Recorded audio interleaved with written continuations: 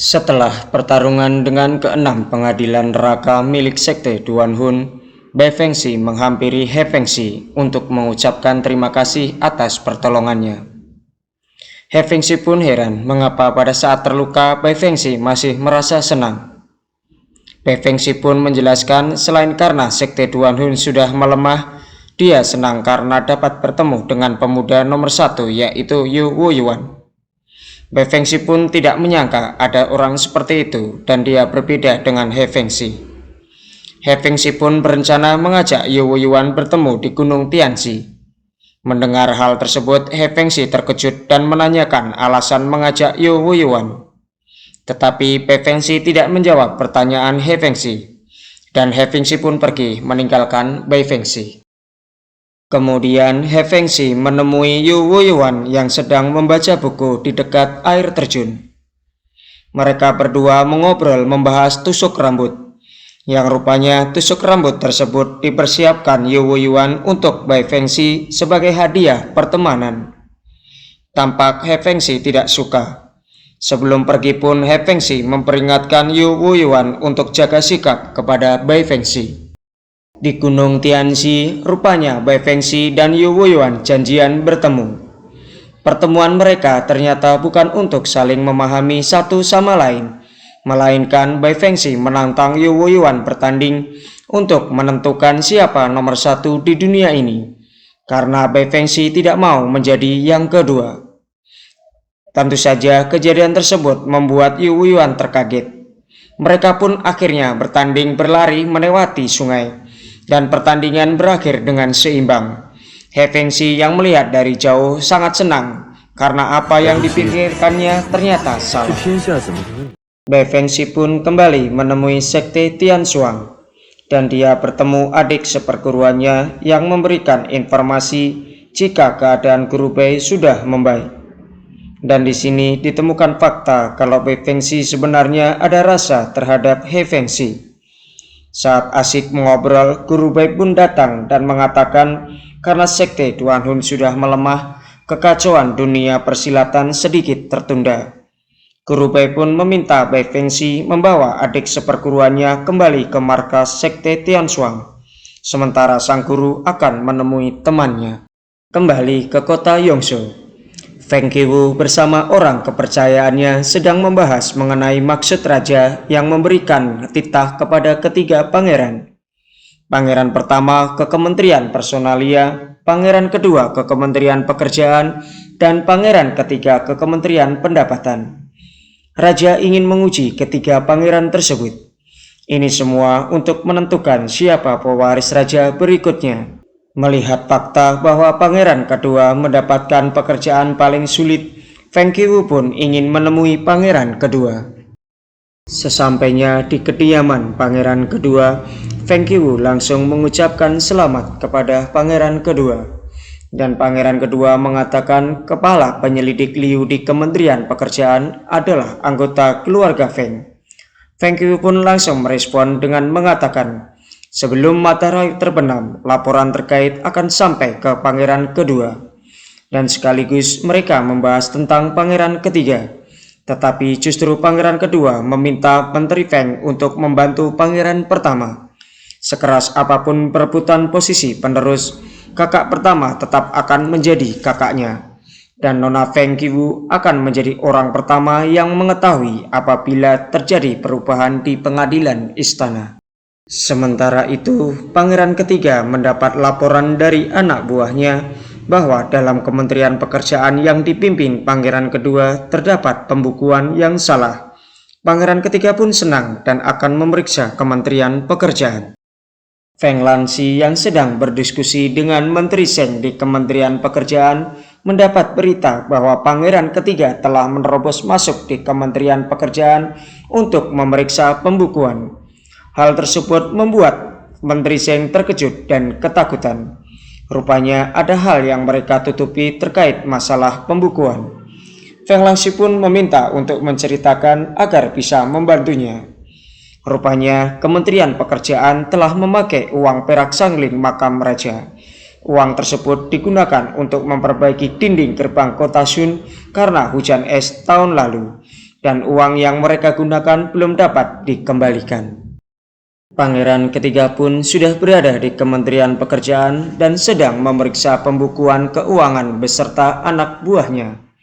Tidak lama kemudian Feng Lansi datang dan menghentikan pangeran ketiga. Pangeran ketiga pun tetap bersikeras karena hal ini adalah titah raja.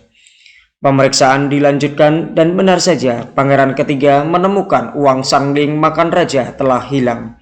Dan dalam pembukuan juga tercatat penggunaan uang sangling. Pangeran ketiga pun menuduh pangeran kedua tidak becus mengurus Kementerian Pekerjaan dan hendak melaporkannya kepada raja. Tetapi hal tersebut dicegah oleh Feng Lansi, dan Feng Lansi pun memberikan jawaban dan bukti atas tuduhan tersebut. Pangeran ketiga pun terkejut atas bukti yang ada, dan kesempatan tersebut digunakan Feng Lansi untuk membalas perbuatan pangeran ketiga. Pangeran ketiga pun ketakutan dan tidak bisa berbuat apa-apa. Feng Lansi dan Menteri Zheng segera meninggalkan pangeran ketiga untuk menuju menghadap raja. Pada saat perjalanan menuju tempat raja, Menteri Zheng memuji dan berterima kasih kepada pangeran kedua karena telah membantu mengatasi masalah di Kementerian Pekerjaan. Pangeran kedua pun merasa senang karena dengan membantu Kementerian Pekerjaan berarti juga membantu dirinya. Sesampainya di hadapan raja, Menteri Zheng langsung melaporkan tindakan yang dilakukan pangeran ketiga kepada raja. Tampak raja begitu kesal dan marah. Lalu raja menanyakan hukuman yang pantas untuk pangeran ketiga kepada pangeran kedua. Pangeran kedua pun memberikan pandangannya. Selain pangeran ketiga yang dihukum, Menteri Bailey dari Kementerian Pendapatan juga harus dihukum karena menyebarkan rumor yang tidak benar. Feng Lansi juga mengingatkan kepada raja bahwa dia merupakan keturunan sah dari ratu dan menganggap Menteri Bailey sedang mengadu domba. Akhirnya raja dan para penasihatnya juga setuju dengan apa yang dikatakan pangeran kedua. Pangeran ketiga pun dihukum untuk introspeksi diri dan Menteri Bailey jabatannya diturunkan 3 tingkat. Selain itu, pangeran kedua juga meminta izin untuk pergi ke Sungai Lian untuk memperbaiki dinding sungai tadi. Raja pun merestui dan mengizinkan pangeran kedua pergi.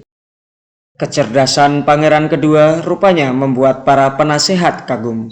Mereka menduga bahwa pangeran kedua selama ini menyembunyikan kecerdasannya dan pura-pura lemah. Sementara itu, Feng Zhu atau pangeran ketiga merasa kesal karena kalah untuk kedua kalinya oleh Feng Lansi. Pertama pada saat perburuan dan kedua hari ini saat memeriksa pembukuan. Pangeran ketiga pun semakin dendam dan akan membalasnya. Kembali kepada Feng Lansi yang sedang mengobrol dengan Song Li. Rupanya keberhasilan pangeran kedua berkat kabar dari penyelidik Liu.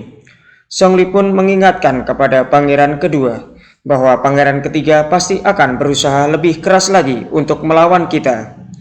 Feng Lansi mengatakan, lupakan masalah pangeran ketiga, kita utamakan memperbaiki dinding kota D terlebih dahulu. Pada malam harinya, Feng Lansi sedang mengobrol dengan pangeran pertama. Mereka membahas kejadian tadi siang soal pemeriksaan pembukuan. Pangeran pertama pun mengingatkan kepada pangeran kedua untuk lebih hati-hati terhadap pangeran ketiga. Di Sungai Lian, Bei Fengxi yang kembali ke Sekte Tianshuang dengan jarul laut mengalami mabuk.